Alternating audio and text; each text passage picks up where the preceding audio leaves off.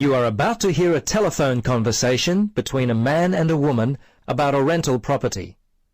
First, you have some time to look at questions 1 to 7.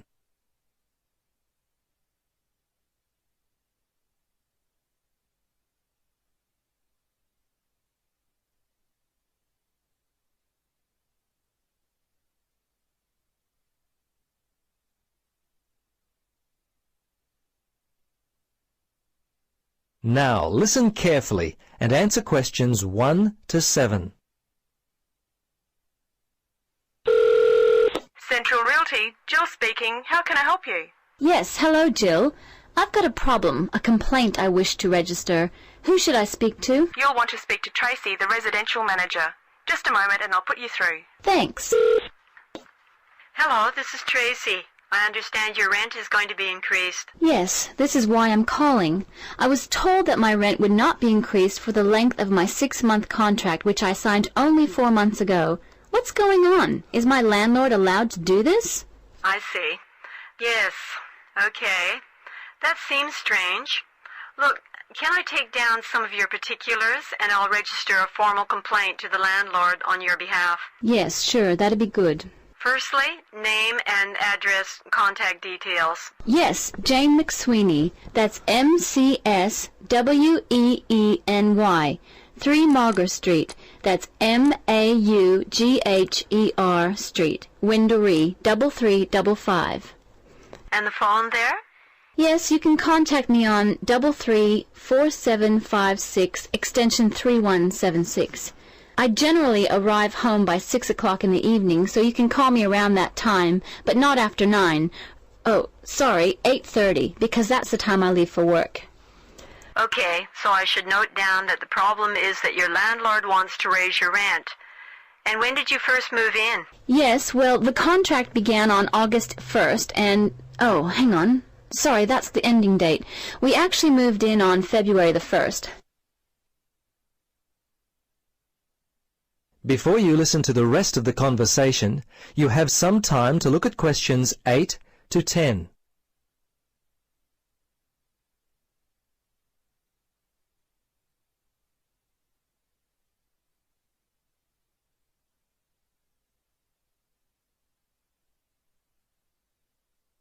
Now, listen carefully and answer questions 8 to 10. Okay, good. Now, if need be, you will have to send a letter to the Rental Tenancy Board.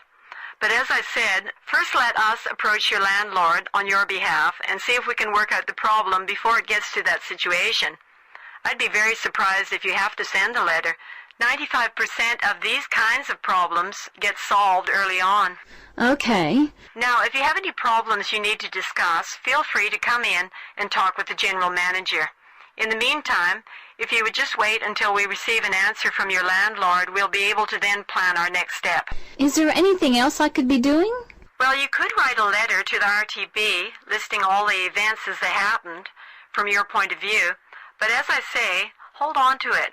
Don't send it unless we have to. Well, that's about it for now. Thanks for your call. I'm sure we can sort this out. Thanks very much for your help. I hope we can sort it out too. Bye for now. Yes, bye. That is the end of part 1. You now have half a minute to check your answers.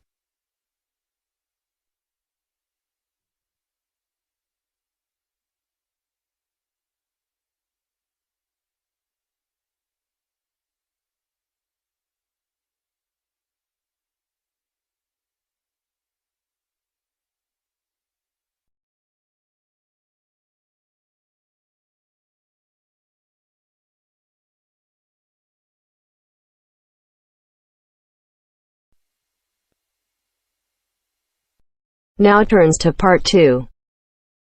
Part 2.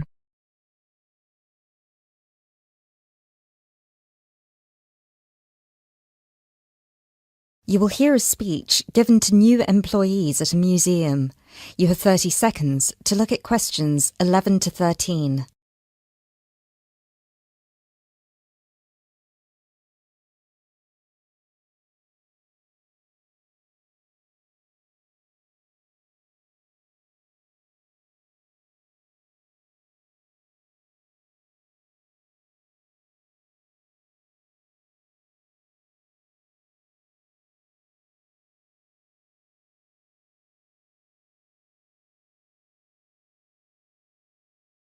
Allow me to introduce myself. My name is Peter Myers, and on behalf of everybody here at Stevensbridge Dungeons, I would like to welcome you all to our entertainment team. This year, the hiring process was especially competitive, and it might interest you all to know that for every position there were almost 30 applicants, so you really are the best of the best. In a moment, I will take you on a tour of the museum so you can get an idea of what the space is like. But first of all, I would like to show you around the staff room. Our staff room is located at the back of the building over here. You will notice that there are two entrances to the staff room. One leads to the room we're in now, which is the main and oldest dungeon here at Stevensbridge, which we have turned into the museum. This is where you will greet the new visitors, and also where the tour throughout the dungeons will begin. I should mention now that we only ever send visitors through as part of a group, so even on the busy days you will still get roughly 10 minutes of free time between each group. Make sure you use that time wisely, because you'll need to get straight back into character as soon as it's over. Now look at questions 14 to 20.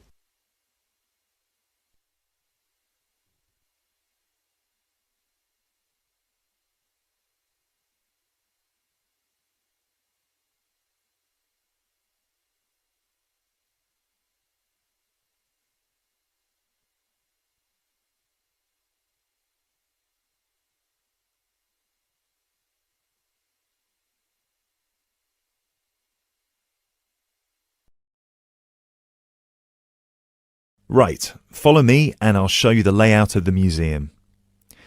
From the museum, we can pass through this door near the interactive display into the staff room. From here you can see the steps at the far side in the opposite corner that lead outside into Berwick Street. When you arrive for a shift, it will be much easier for you all to come in the Berwick Street entrance directly down the steps to the staff room. If you come in through the main visitor entrance, it will take you longer to get past security. As you can all see, there are lockers on your right-hand side. They should be big enough for you to put your bags and coats in. You'll get given keys later that work with any of the lockers in here. Over on the other side, past the lockers, is our most exciting area. This is where our wardrobe and makeup will take place. Every shift, you will be transformed from normal people into grotesque medieval prisoners. If you're lucky, you get to be the jailer, but even they rarely bathed in those days. Of course, some of you might consider yourselves method actors, but please do try to shower before your shift. We don't want to give visitors an experience that's too authentic. Now, we do have a staff shower here if you really need it. It is located next to the staff toilets, which are unisex. I hope nobody has too much of a problem with that. Unfortunately, dungeons were not really designed with comfort in mind. You can find the bathroom at the other end of the room from the makeup area. There is also another toilet for the public, concealed just to the right of the door into this room. Let's move back into the museum. We have three main sections down here. The first one you pass into when you leave the staff room is the museum. This is where all the useful information can be found, such as dates, number of prisoners, and the kinds of torture that were used. I know it's a lot of information to take in on your first day, but try to learn as much of it as you can. Even though you'll mostly be in character, visitors might want to ask you some questions, and it would be great if you could tell them more about the dungeons. I think it would be more interesting if visitors could learn directly from you rather than having to read about it. As you can see, on the left we have an interactive display for children, and on the right we have a photo booth. This was the original dungeon, first built in 1435. Now, let's pass through into the main dungeon that was added during the Tudor period in around 1570. You might be able to feel that the air is a lot damper and cooler here. That is because we are now beneath the River Stevens. This is primarily the room in which most of you will be working. This is where many high-profile religious figures were held, sometimes for years on end. Depending on the roles you'll be playing, you can either be chained up, free to roam, or, if you're a jailer, wandering between prisoners to keep an eye on them.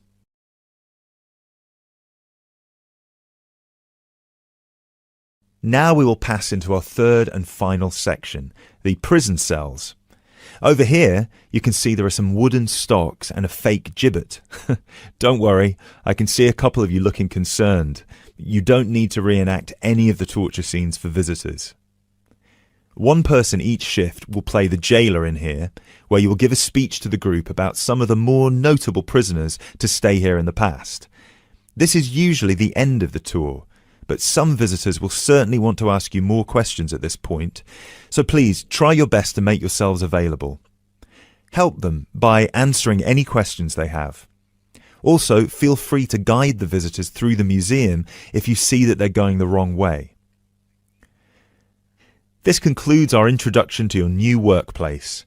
If you'll please follow me, I will get you all issued with your keys and some information about the dungeons that you can take home with you to study.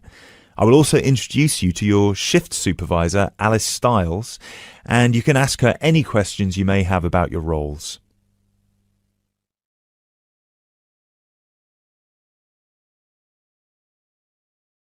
That is the end of part 2.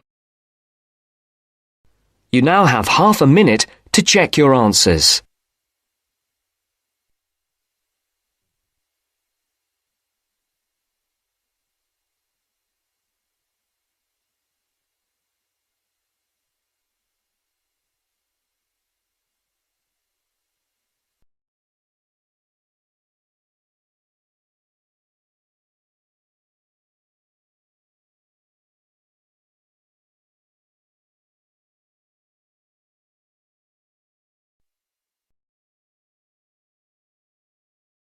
Now turns to part 3.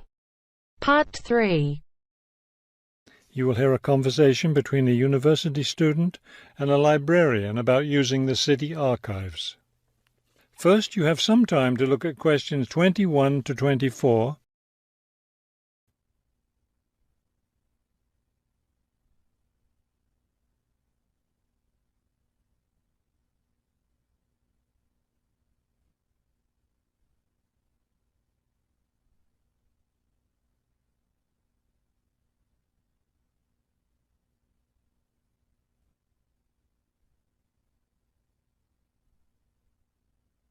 As you listen to the first part of the conversation, answer questions 21 to 24. Hello.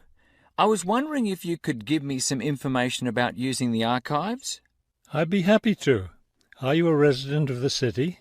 Actually, I live just outside the city, but I study at the university downtown. That's fine. All you need to do is show your university identification card, and you can use the archives at no charge, as long as your ID card is current, of course. Yes, it's valid. So I don't have to pay anything? No, city residents pay an annual fee, but students can use the archives for free. Everyone else needs to get special permission from the director, but that doesn't apply to you, of course. Oh, good. I was also wondering about the schedule. I have classes every day, Monday through Friday, and I also have a part-time job, so I could really only use the archives on weekends. That's not a problem at all. We're open all weekend. Actually, the only day we're closed is Monday, so you can come any day, Tuesday through Sunday. Are you open in the evenings? Yes, we're open from 9:30 in the morning until 8:30 in the evening. That will fit my schedule well.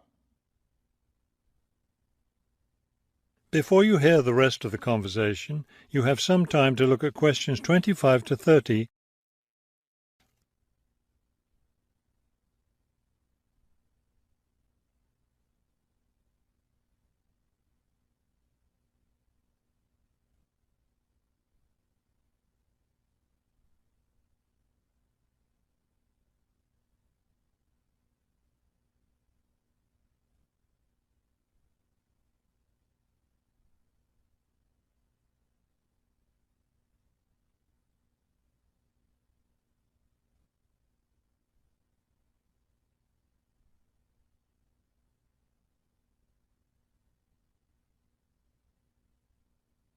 Now listen and answer questions 25 to 30. Is there something else I can help you with? Yes. One thing I'll be needing to see for one of my class projects is old photographs. Do you have photographs of the city in the 19th century that I could look at? Yes, we store all the photographs in the basement. Those stairs over there will take you down to the photography collection. Just tell the librarian there what you're interested in, and he'll help you. Those would be 19th century photographs? Yes, the entire collection is there. Now, if you're interested in seeing documents from the 19th century, those are right here on the ground floor. I would like to see some of those documents. Does that collection include newspapers too? No, all the newspapers from the earliest ones in the 18th century up to the current time are on the second floor. Here, let me just give you this map of the archives and you'll be able to find whatever it is you need. Thank you. Oh, I see you have a whole room devoted to maps. Yes, on the third floor. That's great, because one thing I need to do is look at how the city has developed over time. I'm sure you'll find a lot of helpful information there. Of course, some of the maps are several centuries old, so generally visitors are only allowed to see photographic reproductions of them. That shouldn't be a problem. What's this on the fourth floor? Ogden's Woolen Mill. As I'm sure you know, Ogden's Woolen Mill was the major entity responsible for the growth of this city in the 19th century. The Ogdeniers gave money for the archives to devote an entire floor to information about the history of the mill. Will I be able to find information about the Ogden family there? Photographs, personal papers, things like that? Probably the family photographs are stored downstairs in the photography collection. The personal papers would be on the fifth floor, where we keep all the personal papers of famous residents of our city. Thank you so much for your help. I'll be able to do a lot of my research here.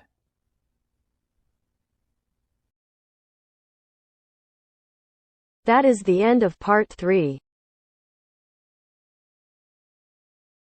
You now have half a minute to check your answers.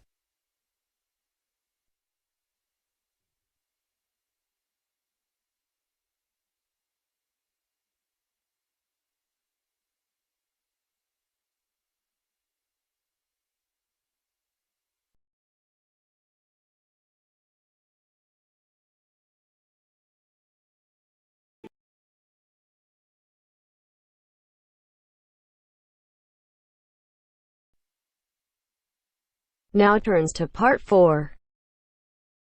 Part 4. You will hear a man talking on the radio about dogs which help people with their work. First, you have some time to look at questions 31 to 40.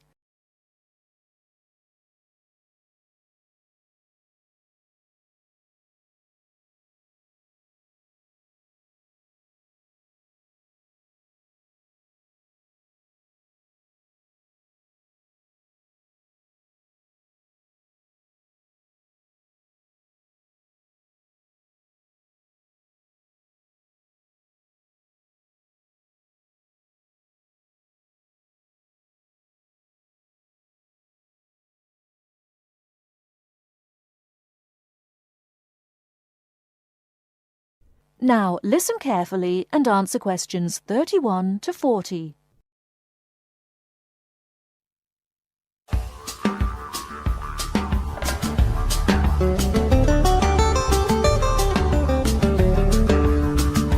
Welcome to this week's edition of Countrywide. And today, we're taking a look at a number of different breeds of working dogs. And here to report on the dogs with jobs is Kevin Thornhill. Thanks, Joanne. Well, yes, dogs with jobs is the subject of today's program. Dogs have earned themselves a reputation over the centuries for being extremely loyal. And here's a little story which illustrates just how loyal they are. Just outside the country town of Gundagai in Australia is a statue built to commemorate a dog which sat waiting for his owner to return to the spot where he'd left him. Well, the story, which was immortalised in a song, has it that the poor dog died waiting for his master, 5 miles from Gundagai, which is where they built the statue. Now that's what I call loyalty. Well, Because of their loyalty and also their ability to learn practical skills, dogs can be trained to do a number of very valuable jobs.